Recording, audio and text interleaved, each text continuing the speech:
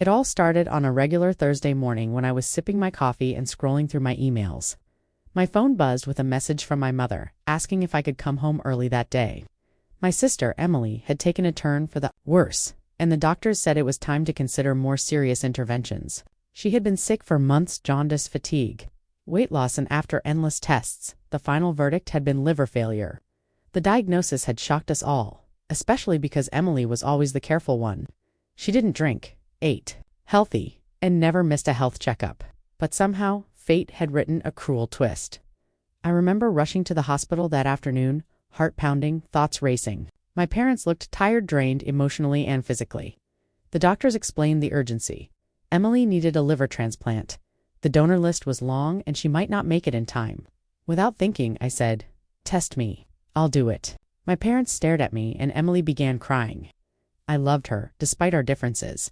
She was older than me by 3 years, and we'd had our share of sibling fights, but I would never let her die if I could help it. The doctors ran the compatibility tests. Days passed like molasses, each one dragging with anxiety. Finally, the doctor smiled and said, "You're a match." I felt a mix of terror and pride. It was a major surgery and risks were high, but this was my sister. My family stood around me with gratitude in their eyes. My dad even hugged me, something he rarely did. Emily kept whispering, "Thank you. You're saving my life." The operation was scheduled for the following week. The night before, I sat in the hospital bed thinking about everything, childhood memories. The times she helped me with school projects, and even the times she snitched on me. Funny how love survives everything. I signed the forms, closed my eyes and prayed. Surgery day was a blur. I remember the coldness of the operating room and the anesthesiologist's voice fading as I drifted off. When I woke up, I was groggy, in pain, but surrounded by the sound of beeping machines and the soft chatter of nurses. I looked over and saw Emily in the next room, also just waking up. The transplant had been a success. The doctors were cautiously optimistic and our recovery began. I spent the next week in the hospital, sore and weak but alive. Emily was improving faster than expected. She was up and walking within days, her color returning, her smile brighter. Our parents were constantly by our sides, switching between rooms and making sure we had everything we needed. For a while, everything felt almost peaceful. I was proud of what I had done. I had given my sister a second chance at life. But a few weeks after we were discharged, I started noticing strange behavior from my mother. She seemed more anxious, always trying to change the subject when the surgery came up. At first, I chalked it up to stress. Then, one night, while helping clean up some old papers at home, I found a sealed envelope in her drawer. It was labeled confidential and had my name on it. I shouldn't have opened it, but I did. Inside were adoption documents. My heart dropped. My name, date of birth, and details of my adoption from a private agency were all laid out. I couldn't breathe. I was adopted. My parents had never told me. And if I was adopted, how was I even a match for Emily? Panic raced through me. I ran to the living room and confronted my mother, holding the paper in my trembling hands. Her face went white. My father looked like he had aged a decade in that moment. "You weren't supposed to find that," my mother whispered. "We were going to tell you. One day." "One day," I snapped, tears welling up. "I just gave a part of my liver to someone I thought was my blood sister. And you were going to tell me one day?" My mom tried to explain. "We adopted you when you were a baby. We didn't think it mattered. You were always ours, but I couldn't process it." The room felt like it was closing in. I stumbled out the door, walking aimlessly under the streetlights, my thoughts spinning. Was my whole life a lie? I called my best friend Mia, and through sobs told her everything. She was shocked too, but tried to comfort me. "Families aren't just blood," she said. "But you have every right to be angry." I spent the night at Mia's apartment trying to sleep, but every time I closed my eyes, I saw the surgery room, the blood, the pain in Emily's smiling face. Did she know? I had to find out. The next morning, I went back home and asked Emily directly. She looked confused at first, then shocked. "You're adopted?" she asked. Her reaction seemed genuine, and I believed her. But I needed to be sure. I ordered a DNA test for both of us. A week passed like eternity when the results came in. I sat alone in my room, laptop open, heart pounding. The screen loaded slowly, then displayed the unthinkable. No genetic match. Zero relation. I stared in disbelief. Not only were we not siblings, we weren't even distant cousins. My whole identity shattered in that moment. I confronted my parents again. This time, they came clean. Emily was their biological daughter. I was adopted through a closed, private arrangement with a clinic. They were told we'd be similar enough genetically, but they never thought it would matter. Until now, my mother sat on the edge of the couch, hands clasped tightly in her lap, eyes avoiding mine. "We never meant for this to hurt you," she murmured. "You were our miracle. We couldn't conceive after Emily, and the adoption agency said you were a good match in background and ethnicity. That was enough for us." I couldn't believe what I was hearing. "You let me grow up believing she was my real sister? You let me believe everything about us was shared memories, DNA, even organs, and you never once thought to be honest." My father looked ashamed. He tried to explain that when I was little, they considered telling me, but every year it became harder to bring up. "We didn't want to lose you," he said. "You were the missing piece in our family." But those words rang hollow. I didn't want to hear poetic lies. I wanted the truth. And now that I had it, I couldn't trust anything anymore. I looked at Emily, who was sitting beside me with tears in her eyes. "You mean everything to me," she said softly. I didn't. No, either. And I swear if I had, I would have told you. But you're still my sister, no matter what a test says. I wanted to believe her. A part of me did. But there was a rift now deep and raw, and no words could bridge it yet. Over the next few days, I kept my distance. I needed time. I started asking questions about my birth parents, but my mom said the agency was long gone and the adoption was sealed. It felt like hitting a dead end. I kept replaying the moment I volunteered for the surgery. Would I have still done it, had I known the truth? That thought haunted me. My body hurt from healing and my heart hurt even more. Mia came over often, trying to distract me, but even laughter felt foreign. One night, I Googled private investigation firms. If my parents wouldn't help, I'd find answers on my own. And that's when something even more shocking unfolded. I hired a PI named Richard Holden, a retired detective who specialized in adoption and lost family cases. He was direct, efficient, and promised results. I gave him what little info I had: my birth date, the city I was born in, and a scanned copy of the adoption file I had found. "It might take time," he warned, "but sealed doesn't always mean unreachable." A week later, he called. "I have a lead," he said. My stomach tightened. We met at a coffee shop the next day. Richard laid out some documents and a photo of a woman in her late 40s. "Her name is Vanessa Cole. She gave birth to a girl on your birth date at a clinic that has since closed. I found her through old medical insurance logs and traced her to a current address 2 cities away." I stared at the photo. She had my eyes. I felt like I was looking into the future. "She might be your biological mother," he said. I didn't know what to feel: joy, rage, curiosity, all of it. I asked Richard to reach out to her first, carefully. A few days later, he called again. "She's open to meeting you." My heart nearly stopped. We arranged a meeting at a quiet park, and I brought Mia with me for support. Vanessa arrived in a floral blouse and jeans, her eyes full of emotion. We talked for hours. She explained that she had been 19, alone, and pressured by her family to give me up. She had tried to check on me years later, but the agency was gone. "I always wondered about you," she said, eyes tearing up. "I thought you might hate me." I didn't. I didn't even know what I felt, but it wasn't hate. She wasn't the one who lied. She gave me life, and in a twisted way. I had given life to someone else. We agreed to take things slow. She even offered to take a DNA test. It confirmed everything. Vanessa Cole was my biological mother. I had finally found the missing piece, but now I had to decide what to do with it. I thought meeting Vanessa would bring clarity, but instead, it opened up another floodgate of questions. Should I tell my adoptive parents I found her? Would it feel like betrayal? Or was I the one betrayed all along? Vanessa and I began texting regularly.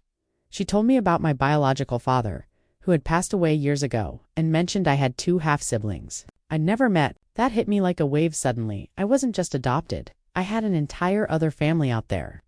Meanwhile, back home, Emily was struggling. Her recovery had hit some unexpected complications. Her body was rejecting part of the graft, and she needed further treatment. I wrestled with guilt. I wanted to support her, but I was still angry. The pain of surgery, the betrayal of secrets, the emotional burden of it all, it was too much to bear alone. I visited her one evening, sitting quietly by her hospital bed. She reached for my hand and whispered, "Even if we're not related by blood, you're still my sister." And I realized then she wasn't to blame. She had no idea. I squeezed her hand and said, "I know." But that didn't make it all okay. When I finally told my adoptive parents I had met Vanessa, my mother cried. My father was silent for a long time before he simply said, "I'm glad you found her." It wasn't the reaction I expected. Part of me wanted them to fight for me, to justify their silence, to beg for forgiveness. But their quiet acceptance broke me in a different way. They had made a mistake, yes, but they had raised me. They were the reason I had become the person strong enough to survive all of this. I didn't know who to blame anymore, and I didn't know who to love. As the days passed, I began living in a strange emotional in-between. I wasn't angry enough to hate my adoptive parents, but I wasn't ready to forgive them either. I kept replaying the years of my childhood every birthday, every family photo, every time they said, "You and Emily are two halves of the same heart." Now, it all felt like scripted dialogue in a movie I didn't remember auditioning for. Vanessa kept reaching out, slowly introducing me to parts of her life, her job as a florist, her love for cooking, the quiet grief she had carried after giving me up. She sent me old photos, one of her as a teenager holding a baby wrapped in a hospital blanket. "That's you," she texted. I stared at it for a long time. In another world, I might have grown up in a small cottage with a flower shop instead of suburban routines and PTA meetings. My half-siblings, Jonah and Lila, added me on social media and we started chatting. Jonah was into music, played guitar in a local band. Lila was finishing high school. They were kind, curious, and shockingly accepting. "We always wanted another sibling," Jonah wrote. It was surreal, like discovering a second version of yourself in an alternate universe. Yet, even as this new part of my life opened up, the old one didn't disappear. Emily's condition fluctuated, and I found myself visiting her more often, sometimes just to sit in silence. She always thanked me. "You saved me," she whispered once. "You could have said no, and no one would have blamed you." But I couldn't tell her that part of me wished I had known the truth first. Not because I would have refused, but because I would have chosen it knowingly, not under a lie. My adoptive mother began trying harder, leaving food at my door, sending me texts she never used to send, trying to be present without being overbearing. I didn't know how to respond.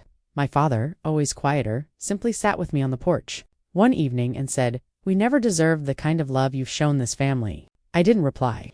I just looked at the stars and wondered how much of my life had been shaped by secrets, and whether love built on lies could still be real.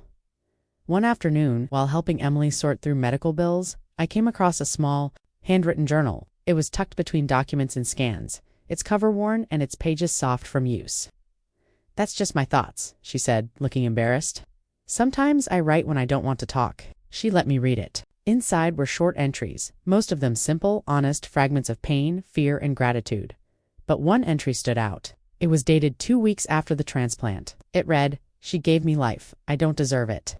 I can't stop thinking, what if the match was a mistake? That line stopped me. I asked her about it. She looked away and said, "I didn't know you were adopted then. But I overheard Mom and Dad talking in hushed voices about genetics and not telling you." I didn't know what they meant, but it made me wonder. That moment hit me like a lightning bolt. Emily had begun to question things too. She hadn't said anything, maybe out of fear or love or guilt, but that single sentence in her journal proved she had doubts. It reminded me that even though she benefited from the transplant, she was just as much a victim of the lie as I was. The realization softened something in me. I hugged her and said, "You're still my sister, even if we were born on opposite sides of the earth." We cried together, and for the first time I felt like we were healing. Maybe not perfectly, but truthfully, the bond between us wasn't defined by biology anymore. It was forged through pain, sacrifice, and a choice to love anyway. Still, I struggled with identity. My name, my story, even my health history, all of it felt like borrowed clothing. I began attending therapy, something I had resisted for months. Talking helped. It allowed me to unpack years of confusion and disappointment, and to understand that family, while shaped by biology, is truly made in the moments when we choose to stay, even when we could walk away. Therapy revealed layers I never knew I had. It brought up abandonment fears I didn't even realize were there, triggered by the truth of my adoption. It also made me realize that my perfectionism, always being the one to fix things, to say yes, to please, wasn't just personality, it was survival. Maybe I thought if I was good enough they'd never leave me. But now I saw I was never in danger of being left. I was deeply loved clumsily, maybe even wrongly, but loved. That didn't excuse the deception, but it the pain. I began setting boundaries. I told my parents that I needed time before we could go back to normal Sunday dinners and holiday rituals. I asked them to be honest about anything else, no matter how painful. Slowly they opened up.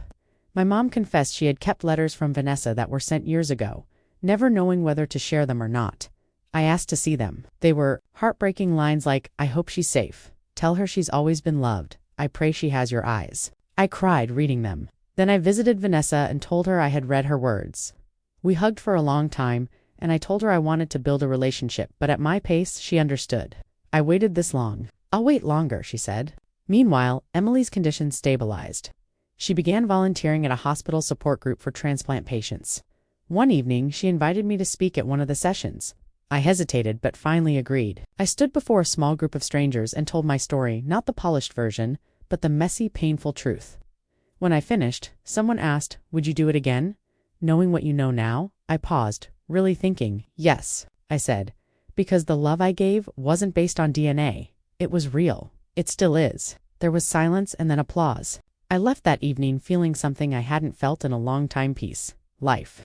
Didn't go back to normal after that tit. Found a new normal, a better one. I no longer pretended everything was perfect. I no longer smiled to cover confusion, or laughed to bury resentment. I began to exist as I truly was. A woman with scars, both emotional and surgical, who had been lied to, but also loved deeply by multiple people in their own broken ways. I started meeting Vanessa regularly, sometimes for lunch, sometimes just to walk in silence. With her, I didn't have to perform. I asked questions about my biological father, about her life after giving me up, and about whether she had ever tried to get me back. Her answers were honest, not always comforting, but real. And in that honesty, I found healing. Jonah and Lila invited me to meet their friends, and though I was hesitant, I accepted. I wanted to see what life could have been. Instead, I saw something better: what life still could be. At home, my adoptive parents kept trying. My mom left a letter one day. Not a text, not an email, a handwritten letter. It said, "I know, saying sorry isn't enough, but I want you to know we didn't keep the truth to hurt you. We kept it out of fear. We were afraid of losing you." That fear turned into silence, and that silence turned into betrayal. "I'm sorry. We'll never keep anything from you again." I cried reading it, not because it fixed everything, but because it was the first time they truly acknowledged the damage, and that matters. Emily and I grew closer too, surprisingly. Our shared trauma became a strange, invisible thread that tied us together more securely than DNA ever could. We started a project together on awareness campaign about organ donation and ethical family disclosure. We even did a podcast episode with a hospital's media wing where we talked about what it meant to love someone so deeply. Even when everything you thought about that love changes. I spoke honestly. It's okay to grieve the lie, even if the love was real. Both can exist. That's what makes it complicated and beautiful. People reached out to us after that. Strangers with stories like mine. A man who donated a kidney to a cousin only to learn later he was adopted too. A woman who raised her sister's child as her own and never told her. Our inbox was filled with real, raw stories. For the first time, I felt seen not just as a donor or a daughter, but as a human navigating a storm of identity, choice, and love. Months passed, seasons changed. My physical scar faded slowly, but my emotional one stayed. It wasn't a wound anymore, it was a mark. A reminder that I made a choice and it mattered. That truth has consequences, but it also has power. Chilly autumn afternoon. We held a family dinner, everyone invited. My adoptive parents, Emily, Vanessa, Jonah, and Lila, all under one roof. It was awkward at first, like two worlds colliding. But somewhere between the lasagna and the cheesecake, laughter broke through. Lila told a ridiculous story about a school prank. Jonah played a song on his guitar, and Emily roasted me about my childhood obsession with glitter gel pens. My mom and Vanessa sat together on the couch, talking like distant cousins who finally had something in common. Maybe they did the love for the same child. Me. I watched the room, heart full and heavy. For the first time, I didn't feel like I was living between two families. I felt like I belonged to both, not fully in either, but accepted in both. We no longer tried to make them picture perfect. We focused on honesty, presence, and small joys. On Christmas morning, Emily gave me a gift wrapped in silver paper. Inside was a necklace with a small liver-shaped charm, she said, and for helping me live a truthful one. I laughed and cried at the same time. "You're ridiculous," I told her. "I know," she said. "But you love me anyway." I did, and I always would. Vanessa gave me a scrapbook filled with baby pictures she had kept all those years. My mom gave me an old diary she used to write in when I was a baby, pages filled with fear, love, and longing. I read both late that night, tears running freely. I had been wanted deeply by more than one woman. And that kind of love, layered and messy as it was, had shaped me. Since the discovery, since the unraveling of the life I thought I knew, I still go to therapy. I still have moments where I wonder who I might have been in another life, but I no longer carry the bitterness. I've chosen to let go, not forget, not excuse, but release. I forgave my parents, truly. Were perfect, but because they tried, and they never stopped loving me, even if their love came wrapped in secrecy. I now have two mothers, two stories, and two beginnings. Emily and I speak every day. She's healthy now, planning to become a nurse. You made me want to save lives, she said, because someone saved mine. That someone was me. A girl who gave her liver to her sister only to learn they weren't related. But somehow, that truth didn't change the outcome. It made it richer, deeper, real. I no longer define family by blood. I define it by choice, by sacrifice, by who shows up when everything falls apart. I chose love that day in the hospital. I've spoken at conferences, written articles, even recorded a video story that went viral. People see me as strong, brave, but really, I'm just human. I was hurt, confused, betrayed, but I didn't let that harden me. Life will surprise you. Sometimes the people you think are your enemies become your healers. Sometimes the truth breaks you, then rebuilds you better, waiting for you to discover it. My name is Claire. I donated a part of my body to someone I thought was my sister, and in doing so, I found not only my true family but myself.